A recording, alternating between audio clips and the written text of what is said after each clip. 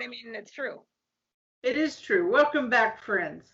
I was commenting on Sarah. I had not thought of the law in terms of a protection for the saint from those who are vicious, and that is true. That's a very good way to consider it. There's a hunger today within people of wanting to transcend their conscience. So we're back to that concept of humanity is meant to evolve. Okay, so uh, Philippe mentioned that word. Ratzinger, in terms of resurrection, mentions that word. So are we now back to transhumanism? Because they too want to transcend the body. They too want to evolve. And those who want to do this, some of these people see the deficiencies around them and thinking that Christianity is nothing but the law, pursue Gnostic beliefs, tarot cards, and the like. And my friends, it's rampant.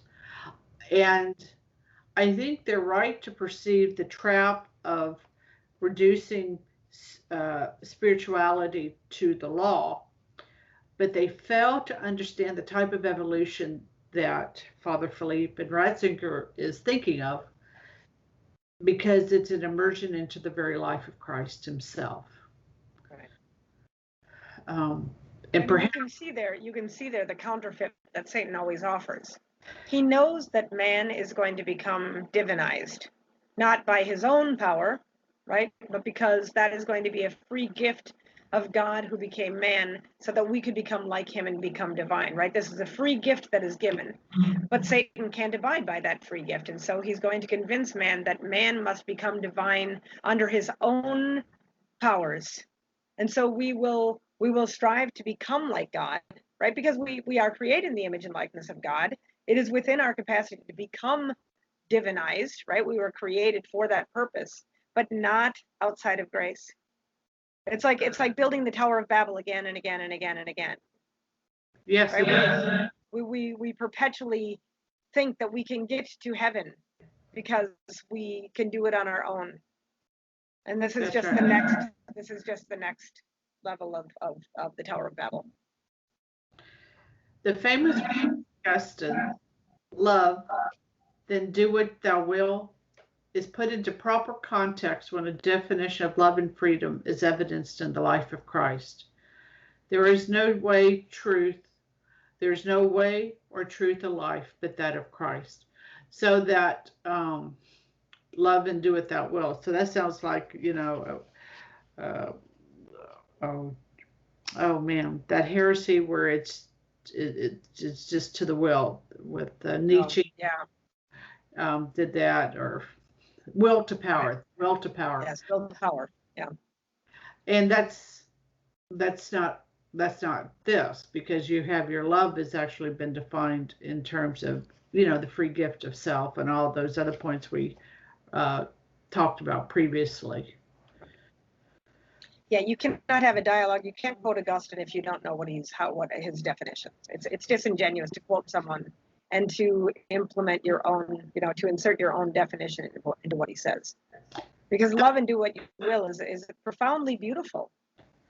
Because love by its nature is the cure to harm. Right? I mean, by its nature, it cannot do anything that will harm you if it's love as defined by Christ, right? To will the good. It's self. I mean, see there you see the law again, binding, right? There's a law to love that will prevent it from doing harm. Love can do no malice. I mean, whatever the beautiful thing is it in Corinthians or whatever, like all of what love isn't, right? It's self-defined and within that there is security. But when you try and impose, when you try and create an anti-law, right, and you want to define love as your own, that is where, harm abounds. Then it can't be anything but. That's right. The last chapter delves into spiritual poverty. Being and doing are often confused. Boy, boy, boy, is that so true. Humans have an infinite value not because of what can do, but who they are in themselves. Right. A creation in the image and likeness of God. Right. What happens to the value of a person in his value if his value is based on extrinsic qualities? So we have a young athlete, and he's capable of great feats, and he gets into an accident or an illness, and he's confined to a wheelchair. At this, has he lost his value? Has he lost that which made him of infinite worth? The good we can do, as opposed to being, can often lead to pride. Confusion of self with talents makes one contemptuous of those who can't. Spiritual poverty, and so then we are starting to have a reduction of interior freedom with that.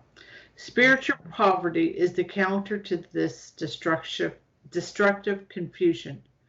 Humility about what we are, children of God, and we possess nothing apart from God's free, unmerited gift to us. Spiritual trials are a great aid in purifying ourselves of erroneous tendencies. Some theologians call this the dark night of the soul. Therese came to understood that God's mercy is all through her own passion. Yeah, it's that title of Sheldon Van Aken's book, right? A Severe Mercy, right? Yes. That recognition that sometimes, we're not the most brilliant of crayons in the box, right? I mean, we're oftentimes a little bit obtuse. Sin has darkened our intellect, and so consequently, we need to be addressed oftentimes in very striking and shocking kind of ways. I mean, really, when you think about the crucifixion, it's in its goriness, in its horror, in its how could man do something so horrible and cruel to someone, right? But it is the very need that the human person has to see the level to which our Lord is willing to go to show us that he loves us. Anything that would have been less than that would have made the human intellect say, but, well, he loved me that far, but he didn't love me that far, right? But God, in his willingness to suffer ignominy, right? I mean, this terrible, horrible, shameful, I mean, what did he not bear when he bore the cross for us? What level of shame, what level of dereliction, what abasement did he not suffer as God? So that man could not say, well, you did that, but you didn't do this, right? I mean, he had to go to extremes because our intellect is so dull. That's right. And he does, and he did. That's right. All right, my friends, we're gonna stop here, and then the next episode we'll have a concluding thoughts. Till then, Fides et Ratio.